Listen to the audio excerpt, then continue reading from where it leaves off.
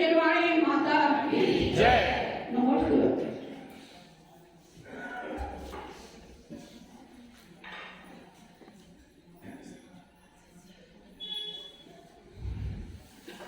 यूं तो संसार में अनादिकाल से जन्म मरण ही करते आए हैं, लेकिन जन्म उनका ही सार्थक होता है जो कुछ आप जन्म लेकर के कुछ अपना मतलब हित करने में या गुरु चरणों में आकर मतलब अपना समर्पण करते हैं या अपना कुछ कल्याण करते हैं। यूं तो हमेशा से इस संसार में हम पांचों इंद्रियों के वशीभूत होकर के यही पांचों इंद्रियों को वशीभूत होकर के ये पाप ही कमाते आए हैं और हमने अपने हित का कभी आज तक भी सोचा नहीं है।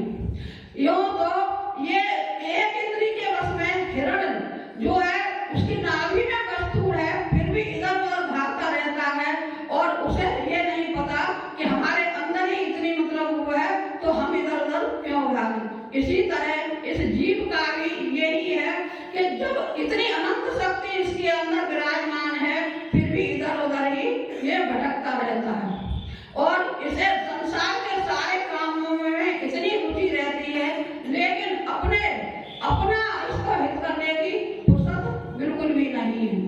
अगर कोई काम आ जाए, जैसे हम मंदिर जाते हैं या हमारा कोई नियम है या कोई हमने नियम लिया है गुरु से, तो उस नियम को भी तोड़ देते हैं संसार के कार्यों में।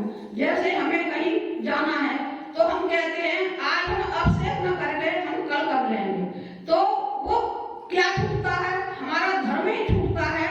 लेकिन हमने कभी ये नहीं सोचा जो हमारे साथ में जाने वाला है उसको हम छोड़ रहे हैं और जो हमारा यहीं रहने वाला है उसको हम पकड़ रहे हैं। लेकिन अनादिकाल से कि हमें ट्रेन में सफर करनी है और हमने ट्रेन का ना रिजर्वेशन करवाया है और ना हमने टिकट ली है, तो क्या हम आराम से टिकट में ट्रेन में सफर कर पाएंगे? क्या नहीं कर पाएंगे। हमें यही डर लगा रहेगा कि न वाला कब टीटी आ जाए और हमें मतलब टिकट हमको दिखानी पड़े। और अगर हमने रिजर्वेशन करवा लिया है तो हम आराम से सो सकते हैं कि जब भी टीटी आएगा तो हमारे पास टिकट है तो हम उसको दिखा देंगे। इसी प्रकार यह मनुष्य जीवन है कि अगर हमने गुरु के चरणों में अपना जीवन समर्पित कर दिया है या हमने कोई नियम व्रत संयम हमने ले लिए हैं तो हमें चाहे कभी मृत्यु आ जाए लेकिन हमको कोई भी डर नहीं है। लेकिन हम अज्ञानता क्या करते हैं कि हमें ये है कि हम अगर ये छोड़ देंगे अगर तो फिर हमें वहाँ ये मिलेगा या नहीं मिलेगा, ये संसार का सुख हमें घर में इतना आराम है तो हमें वहाँ जाकर मिलेगा या नहीं मिलेगा।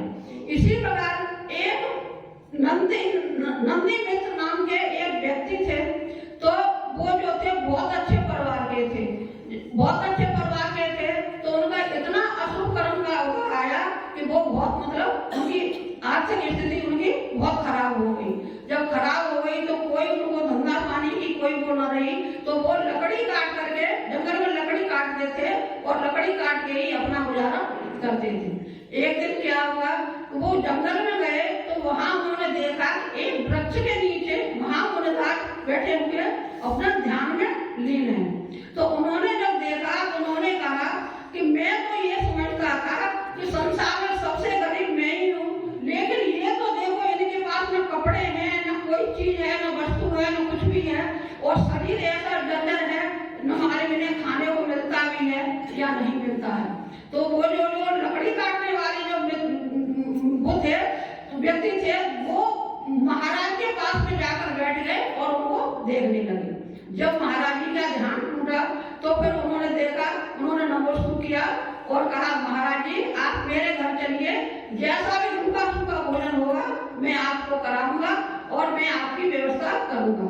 तो मुनि महाराज मुस्कुरा दिए। तो फिर मुनि महाराज जो थे दिव्यरानी थे तो उन्होंने देखा कि यह भव्य जीव है, निकट भव्य है, इसलिए उन्होंने उनको आशीर्वाद दिया। कुछ देर बाद क्या था, मुनि महाराज जो है पीछे कमंडल लेके नगर की तरफ निकले अपनी आहार चर्या के लिए। तो उसने कहा, पढ़ाने ने कहा कि चलो देखता हूँ आज ये कहाँ भोजन करते हैं, कौन इनको रोटी देता है या नहीं देता है। तो पीछे पीछे नंदी मित्र जा रहे थे, आगे आगे मुनि महाराज जा रहे थे। तो मुनि महाराज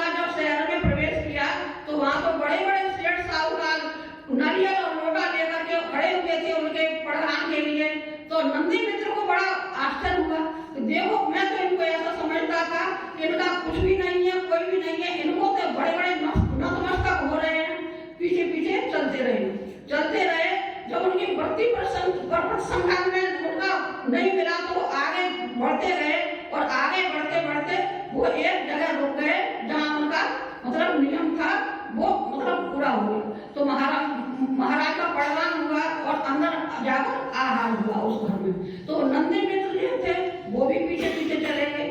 जब पीछे पीछे चले गए महाराज का आहार के बाद में, जब घर वालों ने सोचा कि हो सकता है महाराज जी के संग में है, तो उनको अच्छे से उनको भोजन कराया और अच्छे से उनकी तो वो बोले इससे बढ़िया तो कोई चीज नहीं है, मैं तो लकड़ी काट कर लाता हूँ तो भूखा सूखा भोजन खाता हूँ, अब महाराज के साथ में रहने में मेरी अच्छाई है। तो वो क्या थे रोज इसी तरह जाते और महाराज जी के साथ में जाते और आहार महाराज जी का होने के बाद में भरपेट खाना खा के आ जाते।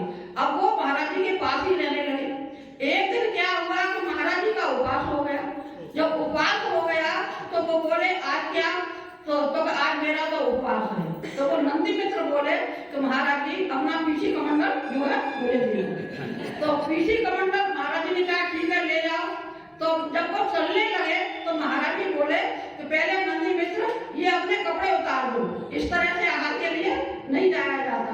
तो नंदी मित्र ने कपड़े उतार दिए, कपड़े उतार के और वो शहर की तरफ बढ़ गए। जब शहर की तरफ बढ़ गए तो पड़गान के लिए लोग खड़े हुए थे, तो उन्होंने कहा कोई नवदीक्षित शायद मुनि है, तो उनका पड़गान हो गया। जब पड़गान हो गया तो उनका आहार हुआ तो उन्हें तो बहुत अच्छा लगा कि देखो इससे बढ़िया कोई जिंदगी नहीं है, और संसार में मैं इतने दिनों से इतना परेशान था, लेकिन एक मुनि की शरण लेने से मुझे जब इतना भोजन सब चीज अच्छी मिल रही है तो आगे क्या से क्या नहीं हो सकता। तो उनका यही नियम था। तो जब वो आहार करके लौटे तो पीछी कमंडल तो महाराज जी के पास रख दिए उन्होंने। अब वो कपड़ों की तरफ बढ़े, तो कपड़ों की तरफ बढ़े तो महाराज ने कहा नंदी मित्र रुको, ये अब कपड़े तुम्हें नहीं पहनने हैं। तो उन्होंने कहा क्यों महाराज जी, अब तुम्हारा जो है जीवन केवल 3 दिन का शेष रह गया है और इस 3 दिनों में तुम अपना कल्याण कर लो। तो नंदी मित्र जो है महाराज जी की बात मानी और उन्होंने महाराज जी से दीक्षा ले ली। दीक्षा ले करके उन्होंने 3 दिन में इतनी अपनी मतलब विशुद्धि बढ़ाई और वो अपने मतलब मोक्ष को चले गए। तो कहने का मतलब ये है कि साधु संगति ऐसी है कि अगर कोई भी कैसा भी बदला आ जाए कैसी और आ जाए तो उसका कल्याण होना निश्चित है। लेकिन हमने क्या सोचा है, हमने संसार पकड़ रखा है तो संसार में ये सब कुछ है। अब साधु संत आते रहते हैं, नियम प्लस संयम देने की कहते हैं तो डरते हैं